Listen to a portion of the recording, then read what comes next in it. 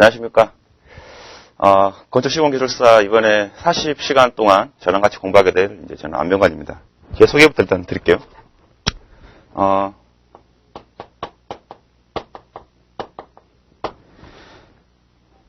앞으로 저희 이제 124회 5월 23일입니다, 시험이. 지금부터 D-Day 85일 남았어요. 85일 남았고, 이번 시험은 일요일날 시험이 있습니다. 일요일날 시험이 있고, 이번 시험은 이제 124회. 124회 시험입니다. 124회 시험이고, 앞으로 지금 저랑 같이 이제 40시간 동안 공부를 할 텐데, 이제 계약제도부터 저기 공사 관리까지 쭉 해서 계속 이제 열심히 달려보겠습니다. 그리고 일단 수업 시간을 하시면서 좀 궁금한 사항이라든지 있으면은 저희한테 연락을 주시면은 제가 답변을 드릴게요. 제 모바일이고요. 연락을 주시면은 제가 성심성의껏 조언과 잔소리를 좀 하겠습니다. 그래가지고 공부를 하시다가 공부 좀 안 된다. 그러면 제가 언제든 가차없이 잔소리를 좀 해드릴 테니까 전화를 해주시면 제가 동기 유발을 해드릴게요.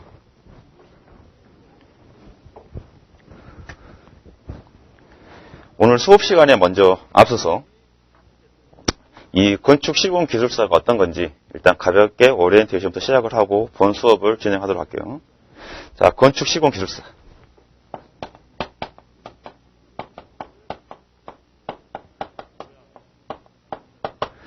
이 건축 시공 기술사는 건축 기사를 따고 나서 4년 정도 이제 실무 경력을 쌓게 되면은 시험을 볼 수 있는 그런 시험이죠.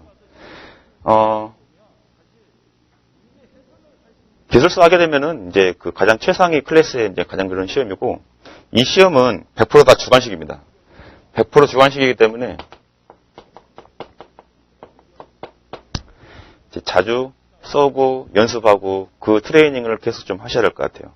이 시험이 어떻게 구성이 되어 있냐면은 총 1교시, 2교시, 3교시, 4교시 총 4타임으로 이제 시작을 할 시험을 볼 텐데 각각의 100분씩이에요. 100분, 다 100분. 그리고 총 400분 동안 이제 시험을 보실 겁니다. 1교시 문제 같은 경우에는 총 단답형이라고 해가지고 단답형 문제 13문제가 출제가 돼요. 여기에서 우리는 10문제를 선택을 해가지고 답안지를 쓰시면 될 것 같고, 나머지 2교시, 3교시, 4교시는 2, 3, 4교시는 이제 논문형 답안지라고 해가지고 총 6문제가 출제가 돼가지고 여기에서 4문제를 우리가 선택을 해서 답안지를 작성하시면 돼요. 시험지 양식은요, A 판정밖에 안 됩니다. A 판정이 있고 문제는 2줄밖에 안 돼요. 이런 단답형의 문제는 1줄밖에 안 되죠. 예를 들면은 슬러리월 공법 이렇게밖에 안 나옵니다. 시험이. 그래서 우리는 그 슬러리월 공법이라는 문제를 가지고 한 페이지를, 이 단답형에서는 최소 한 페이지를 답안지에 작성을 하셔야 되고, 이 논문형에서는 최소 2.5페이지 내지는 3페이지 답안지를 작성을 하셔야지 되죠. 그러니까 총 4문제가 나오니까 이거는 최대 한 12페이지까지는 작성을 하셔야 된다는 거고, 얘는 총 10페이지 정도는 작성을 하셔야 돼요. 얘는 다 주관식이고 다 쓰는 시험입니다. 그래서 항상 이 시험은 쓰는 시험을 생각이기 때문에 쓰는 시험 쪽으로 공부를 하셔야 될 것 같아요. 계속 트레이닝을 해야 되겠죠. 답안지 쓰는 스킬들을. 그래가지고 이게 좀 100점. 이 나머지가 다 100점을 해가지고 이제 총 300점이 되겠죠. 300점. 근데 이게 주관식 시험이다 보니까 시험의 객관성이 좀 떨어져요. 채점에는 그 채점 간의 어떤 스타일이라든지 성향이라든지 좀 달라지기 때문에 3명에서 채점입니다. 3명에서. 3인 채점 돼가지고 총 여기 300점, 여기 900점 해가지고 총 1200점. 만점을 받죠. 1200점 만점을. 근데 이건 국가고시이기 때문에 여기서 우리는 60%만 합격을 하시면 점수를 득 하시면은 이 시험을 합격이 돼요. 그래서 720점을 예, 맞으셔야 돼요. 따라서 여기서도 마찬가지 180점 이상. 여기에서도 180점 각 교시마다 180점 이상을 득해야지만이 720점이 나오겠죠. 예. 그렇기 때문에 180점 이상을 맞아야 된다. 예. 이 논문형 시험에서는요, 약간 좀 시사적인, 물론 기본적인 뭐 공법이라든지, 뭐 결함의 하자, 뭐 대치기라든지 그런 문제가 이제 나오는데, 여긴 약간 시사적 문제가 조금 나와요. 반영이 돼요. 특히 작년 같은 경우에는 뭐 화재가 좀 많이 빈번했잖아요. 그래서 어제 3월 5일 날 발표를 했었는데, 학계자 발표를 했는데, 이 123회 때 시험에서 화재에 관련된 문제가 2문제가 나왔어요. 예, 2문제나. 예, 상당히 이례적인 그런 시험이었고, 이 단답형에서는 13문제 중에서 13문제가 출제가 되는데, 기본적으로 한 7문제 내지 한 10문제까지, 이거는 대부분 기출문제가 좀 출제가 되는 스타일이었고요. 이거에 반해서 한 3문제 정도가 3문제 내에서 많으면 한 4문제 정도? 예, 새로운 스타일의 어떤 신유형의 답, 문제 좀 출제가 됩니다. 신유형이라 하는 것들은 물론 새로운 공법들이라든지 뭐 새로운 자재라든지 이런 것들, 그리고 뭐 구조 쪽이라든지 안전 쪽이라든지, 그리고 피방서에 있는 내용들이 좀 출제가 되죠. 기존에서는 볼 수 없었다. 그래서 우리가 아무리 이 교재를 달달 외우고 볶는다 하더라도 13문제 중에서 이런 문제를 선택을 해가지고 내가 자신 있게 쓸 수 있는 문제가 최소 7문제 이상을 자신 있게 써야 돼요. 무조건. 그래야지 180점이 나올까 말까 합니다. 네, 나올까 말까 해요. 근데 이 논문형 같은 경우에는 이 단답형에서의 어떤 그런 내용들이 이 논문형으로 답안으로 똑같이 가는 거거든요. 어차피 우리가 공부하는 거는 뭐 계약제도 가설, 토공, 기초, 콘크리트, 뭐 강구조, 그리고 마감공사, 뭐 이런 부분들인데 내용은 다 거기서 다 똑같아요. 근데 얘를 가지고 논문형으로 잘 응용하고 써야 됩니다. 응용해서. 예, 응용해서 써야 돼요. 이 단답형 같은 경우에는 뭘 콕 집어서 물어봐요. 슬러리얼 공법, 뭐 탑다운 공법, 콕 집어서 물어봅니다. 이번에 코로나 때문에 이제 문제가 하나 나왔는데 그게 공기 연장 사유였어요. 예, 공기 연장 사유. 그 공기 연장 사유의 첫 번째는요, 불가항력적인 사유거든요. 그러니까 자연재해 같은 거. 근데 그 자연재해가 거기에 보면은 이제 전염병이라는 그런 항목들이 있었어요. 예, 그래서 이 단답형에서 이번에 공기 연장 사유가 하나 나왔거든요.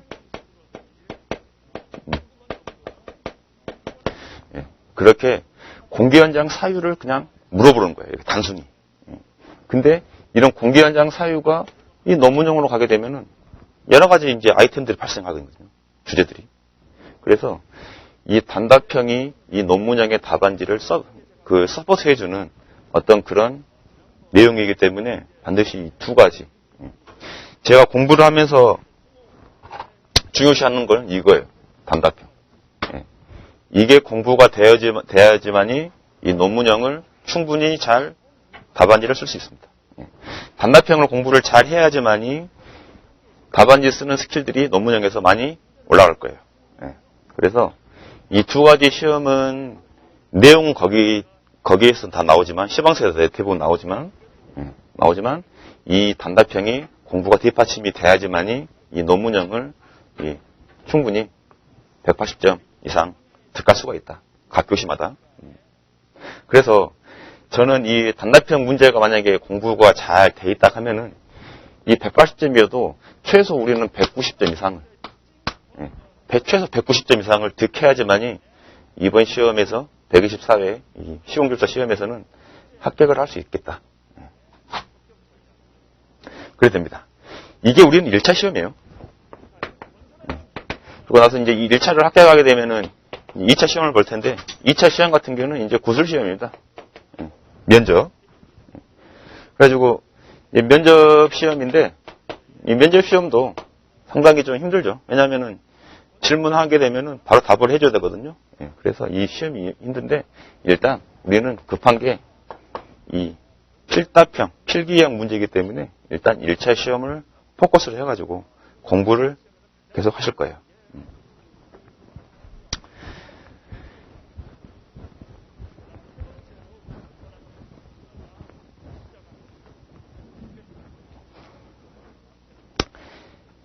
우리 그 큐넷을 들어가게 되면은요, 자료실이라고 있어요. 이 자료실 들어가가지고, 그, 건축 시공 기술사를 딱 검색하시면은 자료실 쪽에서 검색을 하셔가지고, 답안 양식, 이걸 하나 검색을 하셔가지고, 이거를 출력을 하세요. 이거를 출력을 하셔가지고, 여기 출력을 하게 되면은 답안지가 이제 이렇게 돼 있을 거예요. 그리고 여기가 이제 칸이 쭉 줄이 쭉 나와 있죠. 이게 총 우리 이 줄이 22줄이에요. 예, 22줄. 이 22줄짜리 이 페이지가 양면으로 돼가지고, 본 시험 답안지에서는 양면으로 돼 있어가지고 총 14페이지가 수록이 돼 있을 거란 말이죠. 예, 총 14페이지가 수록이 돼 있어. 이게 우리가 한 권입니다. 그래가지고 여기가 이제 구멍이 3개가 뚫려 있어요. 예, 이제 나중에 펀칭 하려고. 그래갖고 이제 펀칭이, 이제 예전에는 이게 세로 펀칭이었는데, 요즘에는 이제 가로로 펀칭되어가지고, 그래가지고 시험지를 이렇게 딱 묶습니다. 이렇게 철근으로 묶어가지고 이제 채점관들이 그걸 갖고 이제 계속 채점을 하죠.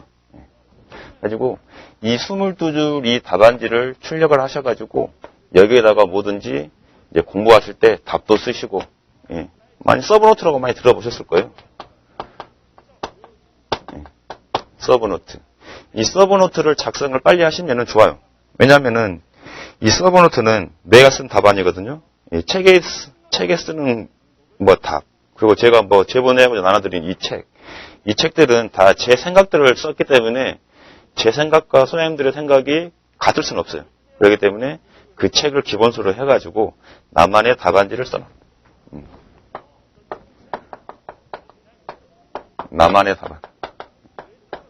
그리고 이 서브노트를 쓰시고 나서 이 서브노트를 계속 업데이트를 하시는 거예요. 공부하시면서. 계속 업데이트를 하셔가지고 이제 시험을 공부를 하실 때 이 나만의 서브노트로 계속 읽어보고 또 그림도 그려보고 그래가지고 이 서브노트를 작성을 하시는 게 좋습니다. 어디다가? 여기 22줄 이 답안지 양식에다가. 힘들어요. 상당히 힘듭니다. 이 과정이 힘들어요. 이 쓰는 게 보통 일이 아니죠. 힘들기 때문에 제가 추천드리기로는 이 단답형의 문제, 단답형 문제 최소 400제, 논문형, 논문형은 또 3페이지예요. 그렇죠? 논문형 한 100제, 단답형 400제, 논문형 100제 정도를 서브노트로 딱 내가 갖고 있다 하면 공부하시기가 나중에 훨씬 수월할 겁니다.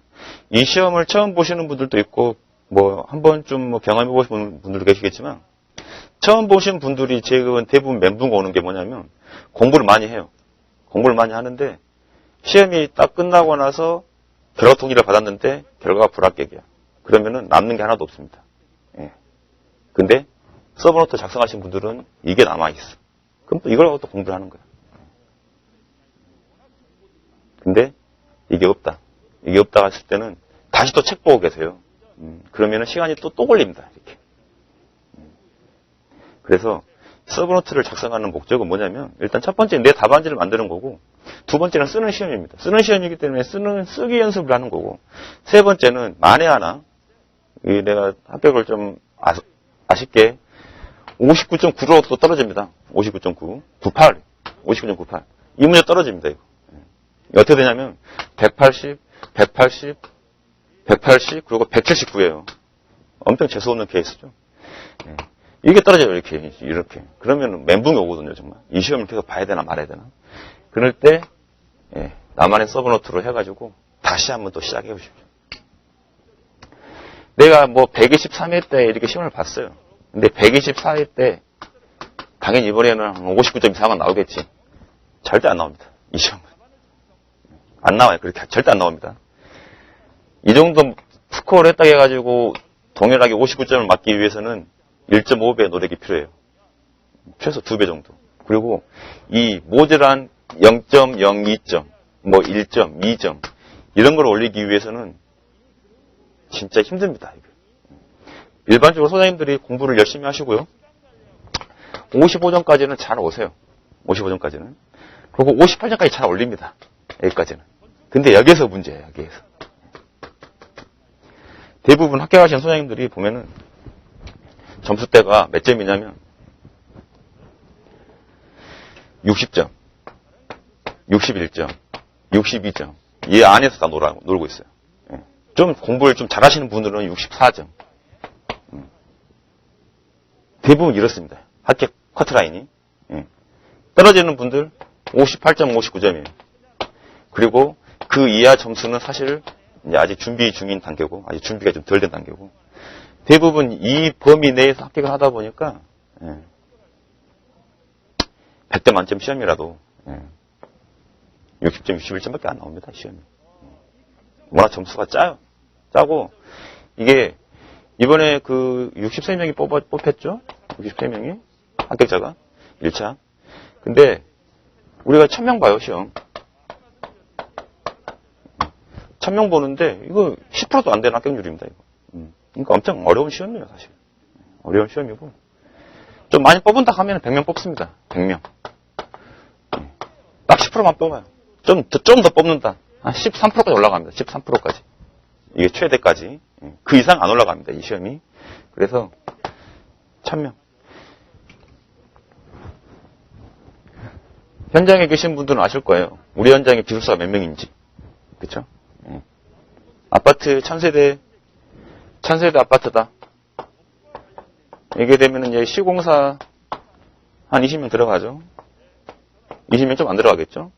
감리 한 7, 8명 들어갑니다. 이 중에서 단장님은 무조건 일단 기술사일 테고, 이게 소장님, 글쎄요. 기술사일지 아닐지 몰라요. 근데 현장 대리인은 기술사예요. 현장 대리인은 법정으로 이제 배치해야 되겠죠. 그리고 뭐 이제 감리 쪽에 계신 분들은 기술사가 좀 있습니다. 그리고 이거 한 2, 3명밖에 안 돼요. 현장에 가시면. 이거 시공사도 한 2, 3명밖에 안 돼. 많아야. 한두 명이죠. 그렇죠? 기술사가 많이 모자랍니다. 솔직히. 그렇기 때문에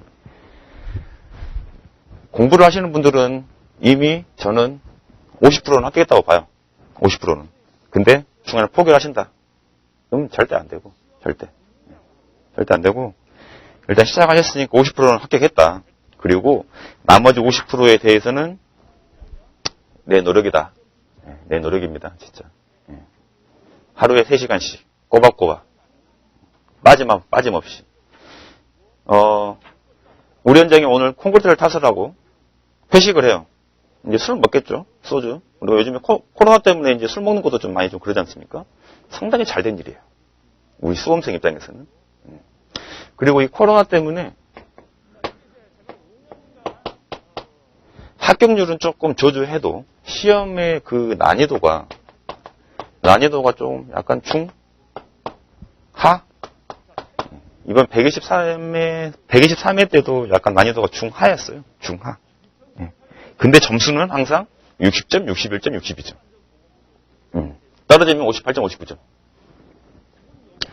난이도는 중한데 왜 이렇게 되냐? 왜 이렇게 되냐? 이게 국가고시기 때문에 모든 걸 다 우리는 절대평가라고 하지만 이게 상대적인 평가입니다.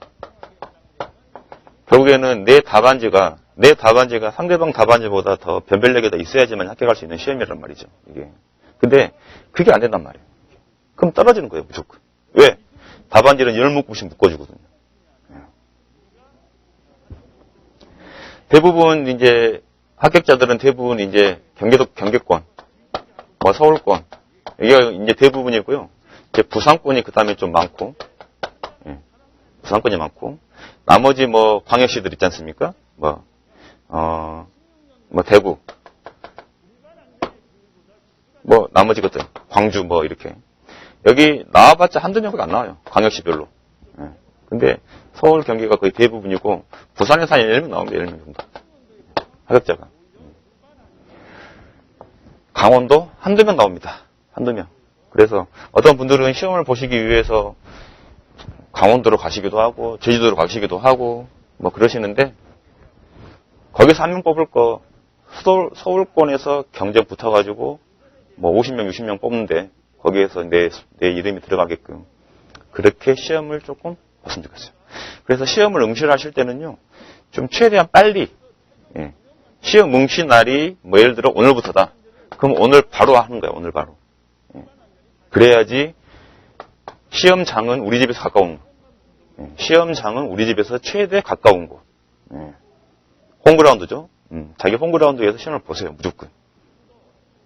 멀리 가시지 마시고. 근데 응시 날을 좀 이렇게 며칠 좀 딜레이 했다. 그러면은 진짜 얼토당토 못하게 이상한 가서 시험을 봐야 됩니다. 특히 요즘에는 코로나 때문에 거리두기 때문에 예전에는 30명 이상씩이었죠. 이상씩 들어가는데 지금은 뛰어앉기 때문에 30명이 못 들어가요. 그렇기 때문에 시험장에 한계가 있기 때문에 시험 응시를 빨리 하셔야지만이 좋은 데서 시험을 보실 수 있는 거예요. 그래서 시험 응시도 조금 빨리 하셔라. 예, 빨리 하시는 게 좋습니다. 그리고 나머지 이제 뭐 기술사에 관련돼 가지고 좀 궁금한 사항들은 아까 제 전화번호로 연락을 주시면은 제가 또 설명을 드리겠습니다. 답안지 쓰는 양식들이나 이런 것들은 제가 우리 그 서울기술사학원 홈페이지에다가 답안지 양식을 제가 좀 올려드릴 테니까 그 양식을 보면서 조금 그걸 보시면서 답안지 쓰시면 좋을 것 같아요. 자, 오리엔테이션 여기까지 하고 오늘은 이제 계약제도부터 일단 시공기술사가 어떤 시험인지 과목부터 쭉 한번 봐볼까요? 우리 앞으로 공부할 게 계약제도가 있습니다. 계약제도 하게 되면 뭐 입찰, 낙찰이죠. 입찰제도하고 낙찰제도. 그리고 뭐 이제 설계 변경 쪽이 되겠죠. 설변 쪽. 그 다음에 가설공사가 있어요. 가설공사에서는 이제 종합가설이냐, 공통가설이냐, 직접가설이냐 구분이 되는데, 이제 대부분 가설공사에서의 나오는 단답형 논문형의 문제는 뭐 가설공사가 공사에 미치는 영향이라든지 뭐 이렇게 나오는데, 가설공사는 대부분 가설 시설물에서 나옵니다. 뭐 예를 들면 낙하물 방지망, 추락 방지망 뭐 이런 것들, 그죠? 비계, 벽이음, 비계, 강간비계, 뭐 아니면 시스템 비계 뭐 이런 것들. 그다음에 토공사입니다. 예, 토공사는 일단 토질의 특성. 우리는 토성이라고 그러죠. 토성. 토질의 특성. 그리고 또 땅을 팔 거라 아닙니까? 그죠? 토공사는 땅을 파는 공사예요. 그래서 터프하게 공사. 터프하게 하게 되면 사면이 붕괴됩니다. 사면이 붕괴되면 안 돼. 그래서 흙막이를 해야 되겠지. 예, 흙막이. 흙막이를 하면서 발생되는 무수한 공법들이 있습니다. 그런 공법들이 나오죠. 그리고 이제 우리 정보화 시험을 해가지고 이제 계측 관리 하지 않습니까? 일주일에 한 번씩. 그죠? 계측 쪽에. 기초공사예요.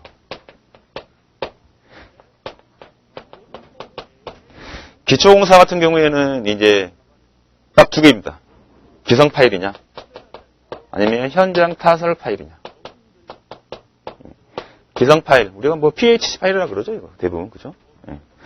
근데 이번에 시험에 나왔던 게 강간 파일이 한번 나왔습니다. 강간 파일이. 현장 타설 말투, 뭐 RCD냐, 뭐 어스드릴이냐. 예. 대부분 RCD 아니면은 이제 대구경, 초고층에서 이제 많이 쓰는 이제 대구경 파일인데 그런 파일들.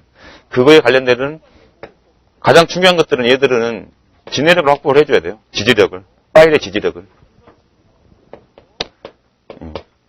그리고 지지력에 대한 어떤 그런 문제들. 그 다음에 이제 철근 거푸집 콘크리트인데, 철근공사부터. 철근공사 같은 경우에는 새로운 철근들이 좀 나와요. 새로운 철근들. 뭐 FRP 철근이라든지, 예를 들면은 뭐 FRP라든지, 뭐 확대머리라든지, 뭐 이런. 그래서 이런 철근들이 좀 나오는데, 철근에서는 또 논문용으로 나올 수 있는 게 철근의 가공이라든지, 철근의 이음이라든지, 철근의 정착이라든지, 이런 부분들. 이거 다 시공계획서라든지 다 꼼꼼히 읽어보시면은, 우리가 맨날 이렇게 공부하는, 현장에서 검토하는 그런 것들이에요, 다. 6번째, 거푸집 공사. 거푸집 하게 되면 거푸집 종류가 나올 겁니다. 종류에서는 이제 대부분 많이 쓰는 게 이제 시스템 폼이에요, 시스템. 대형 깽폼, 뭐, 클라이밍 폼, 뭐, RCS 폼, 뭐, 이런 것들. 거푸집을 하게 되면은 이제 거푸집의 어떤 변형들, 발생되는, 결함.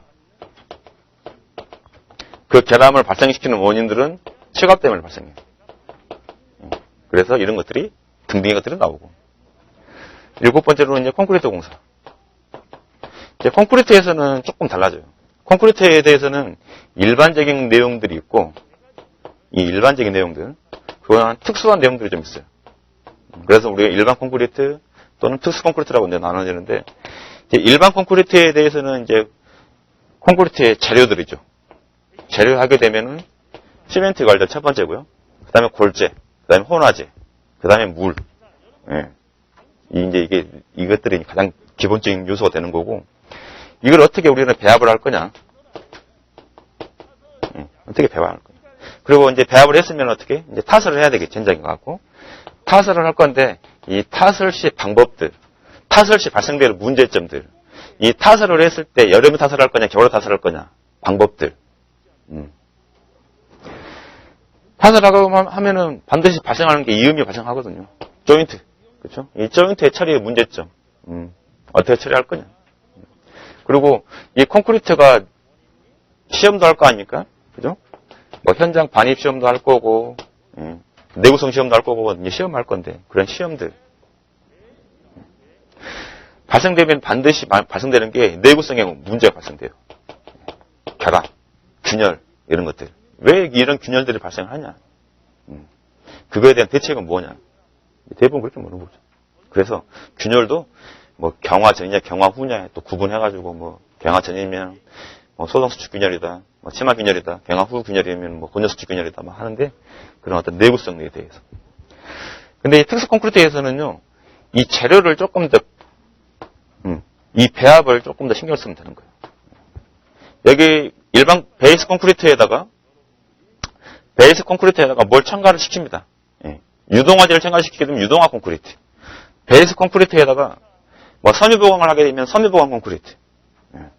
그런 어떤 특수한 콘크리트의 종류가 나와요. 대부분. 그리고 우리가 4대 콘이라고 해가지고 4대 콘이라고 해가지고 첫 번째가 이제 고강도. 강도 400메가파스칼 이상. 그 다음에 한중, 서중. 겨울에 하냐, 여름에 하냐. 한중, 서중이 나오고. 그 다음에 단면이 큰 거 있죠? 그죠? 매스 있죠? 이 4대 콘크리트. 근데 이번 시험에서는 매스가 나왔단 말이지. 123회에서는. 그리고 우리가 시험 볼 때 5월달이기 때문에 5월달에는 당연히 서중을 중점적으로 봐줘야 되겠죠. 그게 계절적인 요인들이에요. 그리고 고강도는 반드시 발생되는 게 폭열. 폭열도 이번에 시험에 나왔어요. 이게 되고, 이제 그 프리캐스트 콘크리트가 또 있어요. PC. PC. 이 PC는 대부분 이제 우리가 현장에서 많이 쓰는 공법들이 하프 PC 공법들인데, 하프 PC. 그러니까 공장에서 반입을 해가지고 현장에 토핑 쳐가지고 일체화시키는 그런 구조인데, 이 하프 PC가 많이 나옵니다. PC에서. 많이 쓰니까요. PC를. 그리고 올 PC도 나와요. 무조건. 100% PC. 조립하는 PC. 근데 우리나라 현장에서는 PC 공사가 그렇게 썩 좋지는 않아요. 이 PC가 왜 나왔냐면은 나중에 설명드리겠지만 미국 같은 경우 땅덩어리가 크지 않습니까? 땅덩어리가 크니까 레미코 공장이 없어. 근데 우리 현장 인근에. 그러니까 PC를 쓴 거야. 근데 우리나라 현장에서는요. 땅덩어리도 좋고요.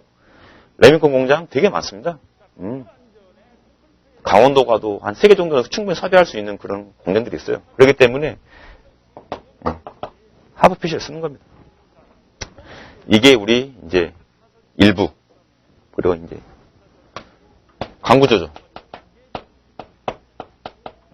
철골, 그렇죠? 철골, 초고추. 이 강구조에서는 이제 세우기 방법이라든지 조립 방법이라든지 일단 그게 첫 번째고요. 첫 번째고 이 광고조를 하게 되면은 이제 세우기하고 조립, 현장 조립할 때 반드시 발생하는 게 이제 이음이라는 게 발생해요. 잡합. 잡합은 크게 두 가지. 용접이냐, 아니면은 TS 볼트냐. 용접 아니면 볼트죠. 근데 대부분 현장에서는, 공장에서는 용접, 현장에서는 볼트죠. 무조건. 그죠? 근데 이번에 용접이 나왔으니까, 이번에는 한번 TS 볼트를 한번 조심스럽게 또 예상할 수가 있어요. 이번에 나왔던 게 용접 결함 및 용접 변형에 대해 나왔거든요. 시험에서 123회 때. 그러면은 이제 이거 TS 볼트를 봐야지 당연히. 그래서 어떤 그런 이제 초고층 같은 경우에는 이제 내진이 많이 나오죠. 내진이냐, 아니면 재진이냐, 지진에 관련해서 면진이냐. 그리고 초고층의 어떤 공정관리 기법, 초고층 높잖아요. 높으니까 도심지이고, 초고층은 대부분 도심지, 우리 롯데타워 생각하시면 돼요. 555m. 도심지구, 공정도 많고, 복잡하고, 공사비도 크고, 공사기간도 길고. 어떻게 이거 시공할 거냐. 그래서 초고층하고는 반드시 연계되는 게 이 기초공사, 이 현장 타설, 말뚝 같이 연계됩니다. 무조건. 아홉 번째, 이제 마감이죠. 마감 전에 커튼홀. 커튼홀을 따로 뽑아야 돼요. 커튼홀은 중요하니까.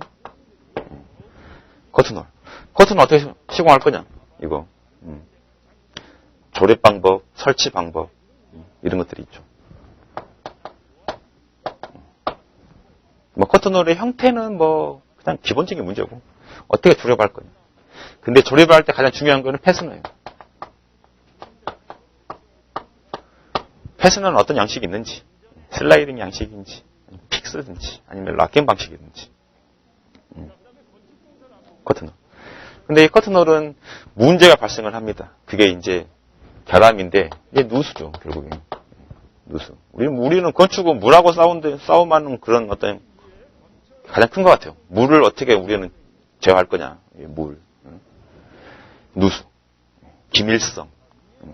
그래서 커튼홀에 관련되는 시험들이 좀 있어요. 몇 가지 시험들이. 커튼홀에 대한 시험이. 시험을 좀 공부를 하셔야 될 것 같고. 커튼홀에 따른 결함 현상으로서는 조금 있는데, 결함. 뭐, 발음이라든지, 소리 나는 거. 뭐, 영상 현상이라든지, 뭐, 현이 현상이라든지, 눈부심. 뭐, 이런 것들이 좀 있어요. 사물 울그러지는 현상, 영상 현상, 발음은 온도가 낮았다가 온도가 올라갈 때 금속이 수축, 팽창하면서 발생되는 마찰음, 현이는 눈부심 현상이죠. 그 10번째, 이제 마감공사. 마감공사는 이제 두 가지를 좀 구분하면 좋을 것 같아요. 습식이냐, 건식이냐. 물 쓰는 공사냐, 아니면 물 안 쓰는 공사냐. 습식에서는 이제 가장 큰 거, 일단 조적이 있죠. 석공사, 타일공사, 미장공사, 도장공사, 그 다음에 방수공사. 이번 시험에서 이 조적이 나왔어요. 조적. 그리고 도장이 한번 나왔죠. 방수도 나왔어요. 그러면 안 나온 거 뭐야? 석재도 나왔어요. 석재도. 그럼 안 나온 거 타일하고 미장이지. 방수는 워낙 중요하기 때문에 당연히 공부를 해야 되는 거고. 방수공사는 무조건 공부를 하는 겁니다. 이번에 지분방수가 나왔으니까 혹시 알아요? 지하방수가 또 나올지. 그렇게 해갖고 문제를 이제 내 나름대로의 출제가 가능한 문제들을 미리 예상하는 거야. 그리고 그 부분들에 대해서 중점적으로 난 공부를 하는 겁니다. 자, 건식에서는 이제 목공사가 나오는데, 남대문 화재 났을 때 목공사의 그 내압법에 대해서 많이 나왔었어요. 근데 이제 목공사 같은 경우에는 이제 사실 단답형으로 나올 수 있겠지만 논문용으로 나오기에는 조금 힘들지 않을까. 이게. 뭐 내압법이라든지 뭐 방법법이라든지 이런 것들은 이제 대부분이고. 수장공사. 우리 집 생각하시면 돼요, 우리 집. 우리 집 생각하시면은 뭐, 지금 여기도 지금 경량철골이 걸려있는데, 텍스 마감되어 있잖아요. 여기 뭐 이제 석고보드 마감되어 있을 거 아닙니까? 여기 뭐 타일 마감되어 있고, 바닥에는 비닐 타일로 마감이 되어 있어요. 대고 타일. 그죠? 이런 것들이야, 이런 것들. 수장공사. 우리 지금 눈에 다 보이는 것들이에요, 현재. 유리공사. 유리는 어떻게 설치할 거냐? 유리는. 유리의 가장 큰 문제는 누수거든요. 그럼 누수에 대해서 생각을 해봐야지. 실링. 유리에서는 방수공사가 실링이잖아요. 그죠? 이 실란트를 어떻게 처리할 건지. 근데 유리 같은 경우에는 반드시 중요한 문제가 있어. 유리에 열파손이라는 게 있어. 열파손.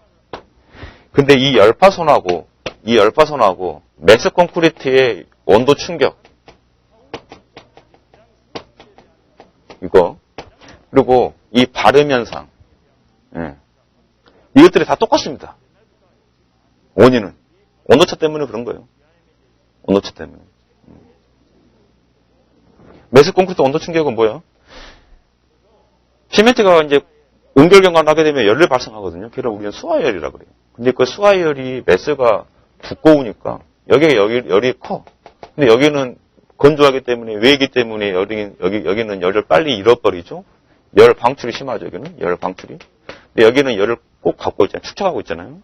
그러면 여기하고 온도 충격이 발생합니다.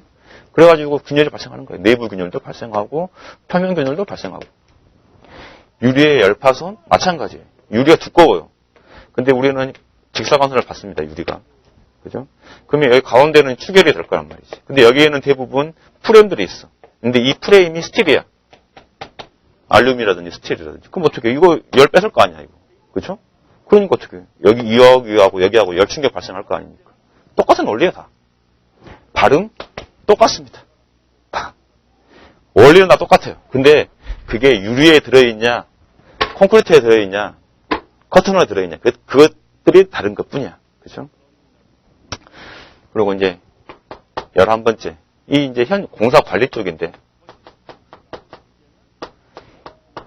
이 부분들을 이제 많이 어려워하세요. 이 부분들부터 이제. 공사 관리. CM. 이게 공사 관리입니다. CM. 요즘 핫한 BIM. 이거 다 공사 관리예요. BIM. 그리고 뭐, 하도급 관리? 다 공사 관리예요. 뭐 이런 것들 나와요, 시험에. 그리고 여기에는 조금 시사적인 게 상당히 좀 달라붙습니다. 여기에는. 12번째. 그 다음에 공정관리. 그리고 품질관리. 원가관리. 안전관리. 공품원안이 딱 달라붙죠, 이렇게. 이게 시공 기술사입니다. 여기까지가. 이것만 공부하시면 돼요. 쉽죠? 쉬워요. 잘 안 나와서 그렇지, 답안지가. 생각은 쉬워요. 근데 답안지가 잘 안 나와. 왜 답안지가 왜 안 나올까? 안 써봤기 때문에 안 나온 겁니다. 단순해요, 원리는. 그래서, 공부를 하실 때 많이 써보십시오. 많이 써보시고, 악필이다, 내가 정말. 악필인데, 어떻게 되냐. 악필도 합격합니다. 그리고, 아무리 악필이라도 본인이 쓴 글씨는 본인이 읽을 수가 있어요. 남은 못 읽더라도. 근데 저도 악필이었거든요. 근데 상당히 많이 교정이 된 상태입니다. 지금 이게. 악필도 교정이 됩니다. 충분히. 그래가지고 많이 써보십시오. 많이 써보시고. 앞으로 이걸 우리가 공부할 겁니다. 이런 부분들을. 디테일한 것들을 이제. 그래갖고 오늘은 여기까지. 이렇게. 그리고 토공사, 기초공사 이렇게 같이 공부할 거고. 광고주공사 따로 공부할 거고, 마건공사 2개 나눠서 공부할 거고, 그리고 이거 하나로 공부할 거고. 내일 총 10주입니다. 40시간. 쉽지 않겠죠? 공부할 게 많죠? 시간이 모자랍니다.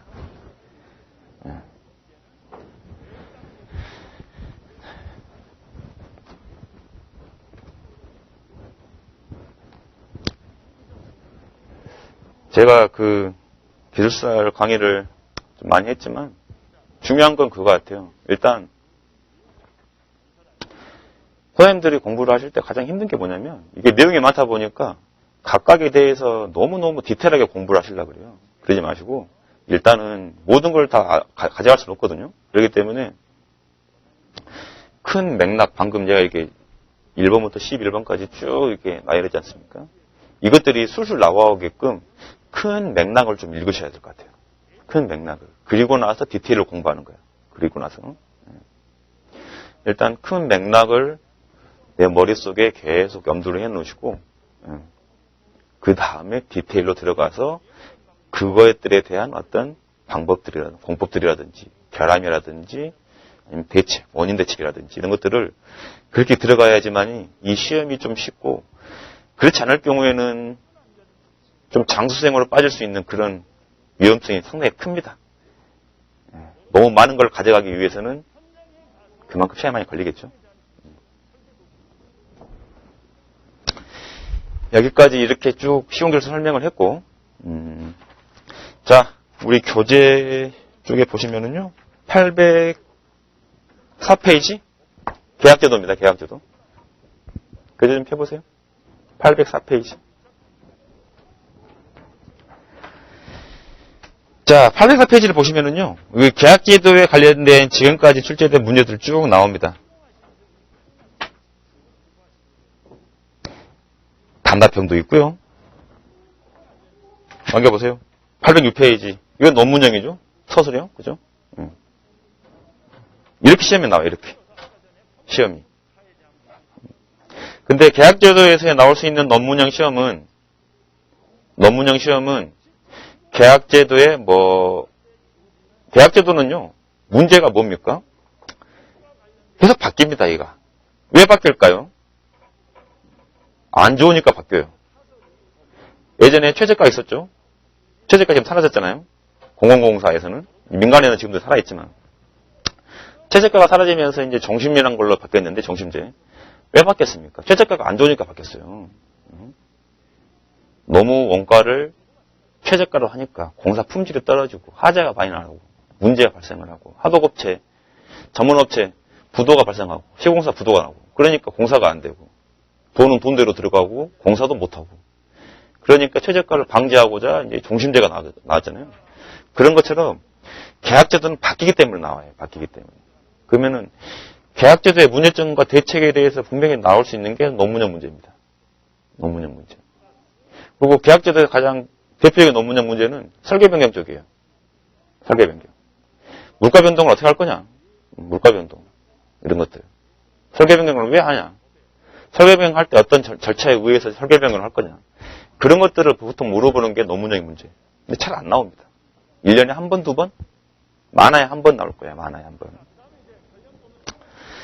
근데 다시 804페이지로 와서 이 계약제도 방식에 대해서는요, 조금 생각을 해봐야 돼요. 이 단답형에 대해서는. 이번에도 공개연장 사유가 나왔지 않습니까? 계약제도에서. 근데 지금 현재 계약제도에서의 좀 이슈는 별게 없어요, 지금 현재.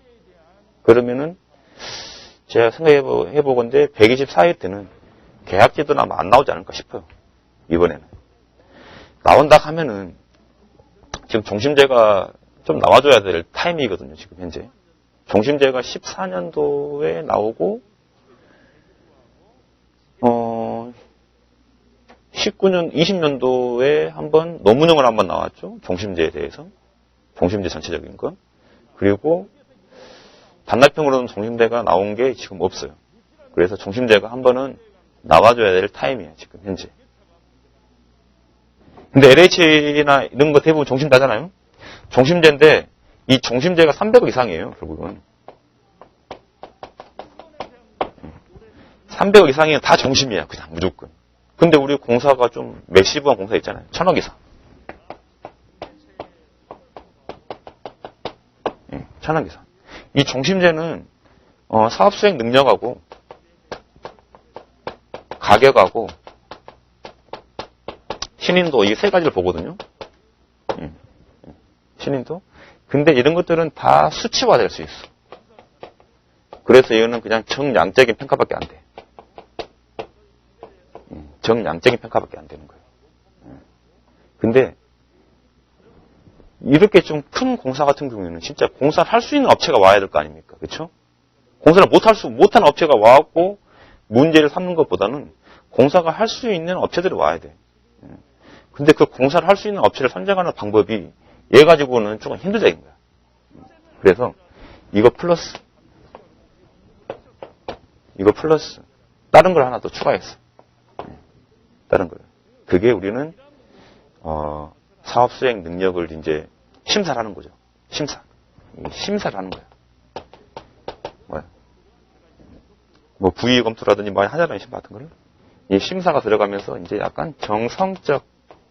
근데 이것도 어차피 사람이 하는 거기 때문에 언젠가는 바뀔 거예요. 그래서 이게 지금 대안제시형 중심 해가지고 아직 법제화는 안 됐습니다. 해가지고 아마 이게 지금 시범 사업을 좀 하고 있는 걸 알고 있어요. 그러니까 이런 좀 이슈적인 것들이 좀 몇 개 좀 있긴 있어요. 그 계약제도에. 근데 크게 이슈가 될 만한 것들은 별로 없는 것 같아요. 지금. 하도급 부도도 별로 없고요. 공사 원도급 부도도 별로 없습니다. 지금 현재. 근데 이제 모르겠어요. 지금 코로나 때문에 발생할 수 있는 게 설계 변경이 또 하나 나올 수 있는 게 설계 변경이 또 나올 수 있어요. 코로나 때문에. 코로나는 우리 시공사가 어떻게 할 수가 없는 그런 문제지 않습니까? 그렇기 때문에 설계 변경을 해야 돼요. 무조건. 공기 연장 사유야. 그래도. 그러면은 그게 되겠네. 간접비가 되겠네요. 간접공사비. 시공사에 계셨으면 아시겠지만 이 간접공사비 이거 인건비거든요. 결국에. 인건비. 현장 대리인, 품질관리자, 안전관리자 인건비 그 다음에 쭉 가가지고 저기 한바 식당 아줌마까지 인건비가 다 책정이 됩니다. 실비로. 이게 간접공사비에서는. 그러면은 원도급도 간접공사비를 받고 하도급도 간접공사비를 받아야 되거든요. 어떤 그런 것들. 이슈가 좀 이런 것들이 좀 있겠네요. 간접공사비가 좀 이슈가 발생할 수 있겠네요. 그리고 제가 예전부터 계속 강조했지만 이 장애계속공사. 이 장애계속공사가 문제예요. 1차, 2차, 3차로 나눠집니다. 공사가 예를 들어. 근데 총 사업비가 500억이야. 500억 하게 되면 안 되고 490억 합시다. 500억 하게 되면은 타당성 조사 받아야 되니까 안 되고 490억이야. 1년에 50억 나왔어. 이거 100억 나왔어요. 그럼 나머지 3차 분기에서 3차 공사에서 나머지 공사가 150억 빼니까 340억을 공사해야 돼. 근데 우리가 맨 투입 계획은 총 10년밖에 안 돼. 근데 10명이 이거 공사하다가 놀고 있어. 이거 공사가 또 좀 놀았어. 근데 이걸 공사하려 하니까 이제 놀기는커녕 부족해. 이게 문제예요. 장애계속공사. 중간에 한번 또 정지돼버립니다. 사업비 안 나와가지고. 국회 예산 못 받아가지고 정지돼. 그럼 이것도 간접공사비 또 발생하죠. 이런 문제가 좀 있겠네요. 그래서 참 장애계속공사가 한번 시험에 나와야 되는데 안 나오더라고요. 논문용으로 나와야 돼요. 얘는. 나중에 제가 장애계속공사에 대해서 정리한 게 있으니까 한번 좀 드릴게요. 이렇게 좀 계약제도는 좀 약간 좀 이런 이슈적인 것들을 많이 타거든요. 그렇기 때문에 우리가 건설 뉴스를 일주일에 한 번 정도는 꼬박꼬박 들어가셔가지고 요즘에 계약제도가 어떻게 좀 바뀌었나? 조달청. 계약제도에 관련된 시험 문제는요. 국가계약법만 나옵니다. 지방계약법 안 나와요. 국가계약법 나오니까 국가계약법이 뭐가 바뀌었는지, 국가계약법 시행령에 들어가가지고 뭐가 바뀌었는지, 법제처 들어가게 되면은요, 바뀐 거 다 나오거든요. 최근에 바뀐 것들. 국토부가 나와야 돼, 국토부. 국토부에서 어떤 고시를 내렸냐. 그런 것들을 계속 모니터링을 하셔야 됩니다. 일주일에 한 번만 들어가면 돼. 일주일에 한 번만. 그래가지고, 바뀌었다, 만약에. 시행을 근데 당장 한다. 부칙에 보면 시행령이 오늘부터다. 시행이. 그거는 거의 시험 문제라고 보시면 될 것 같아요. 시험 문제. 종심제 바뀌고 나서 바로 나왔습니다. 시험. 이렇게 해서 이렇게 지금 그 기출문제 이렇게 쭉 해놓은 거를 이런 식으로 좀 활용을 하셔가지고 내 나름대로의 예상 문제를 뽑으시는 거예요. 저도 여기서 뽑아요. 여기서. 이번 시험에 나올 만한 문제들은 어떤 것들이다. 그러니까 이런 기출문제 분석을 해놓은 거라든지 아니면은 법이 바뀌었다는 것들 이런 것들 그리고 좀 여러 개 된다 하면은 신기술 신공법들이 어떤 것들이 요즘 최근에 있냐. 신기술 신공법에 나왔으니까 하는 말인데, 신기술 신공법은 이제 특화청에서 이제 얘기하잖아요. 이제 신기술 일단 인정해주지 않습니까? 그럼 바로 안 나옵니다, 이거. 시험에. 한 1년 있다 나와, 1년. 1년이나 한 2년 정도 있다 나와. 왜? 그동안에 이 신기술이 과연 써먹을 수 있는 기술이냐, 못 써먹을 수 있는 기술이냐. 예. 그러면 실적이거든요, 실적. 실적이 있냐, 없냐. 그래서 예전에 신기술에서 이제 대표적인 게, 포인트 파운데이션 기초라든지, DBS 공법이라든지, 우리 그 탑다운에서, 또 뭐가 있었습니까? 좀 몇 문제 좀 있었어요. 신기술 쪽에서. PDD 공법이라든지, 방수에서, 연구배수 공법. 이런 문제들이 좀 나오는데, 이런 거의 일회성 문제거든요, 일회성 문제. 한 번 나오고 말고는 많은 문제들이거든요. 그래서, 이런 것들은 조금, 제가 좀 볼 테니까, 선생님들은 그냥 법 바뀌었는지, 국토부 어떤 고시가 발표를 했는지, 그리고 어떤 사고가 발생했는지, 예를 들어 이번에 타워크레인이 무너졌다. 그거 시험 문제야. 파일 항타기를 박다가 항타기가 쓰러져 사람이 죽었어. 그러면 안 되겠지만. 그거 시험 문제입니다. 싱크홀이 발생했다. 그거 시험 문제예요. 약간 내 싱크홀은 토목하고 좀 관련되지만. 어차피 지하수이기 때문에 그것도 우리 토공사, 건축공사 토공사의 시험 문제입니다. 이런 어떤 그런 시사적인 이슈들을 자꾸 눈에 좀 익히십시오. 그래가지고, 내 컴퓨터 즐겨찾기 탭에다가 건설 이슈 뉴스 있잖아요. 건설 N, 건설 뉴스, 이런 것들을 사이트를 좀 몇 군데 좀 해놓고, 이렇게 추가하셔가지고, 일주일에 한 번만 들어가서 일주일에 한 번만. 졸릴 때, 라고 쭉 훑어보시고, 그런 것들 좀 많이 좀 보십시오. 많이 좀 보시고. 그리고, 아우릭이라고 있어요. 이거, 아우릭 홈페이지 가입하셔가지고, 이거 다 공짜예요. 가입하게 되면 포인트 주거든요. 포인트로 이제 논문지 같은 걸 많이 볼 수 있습니다. 그리고 여기 보면 아우릭 그 사이트에 가시면, 한국 건축학회, 한국, 콘크리트 공학회, 이런 논문집들이 많이 발표를 하거든요. 그 논문집에서의 관련된 시험 문제들도 가끔 나오거든요.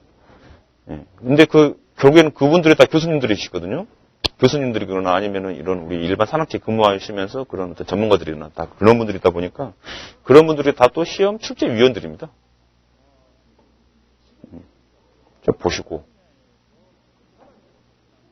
제가 또 한마디 좀 할 게 있었는데.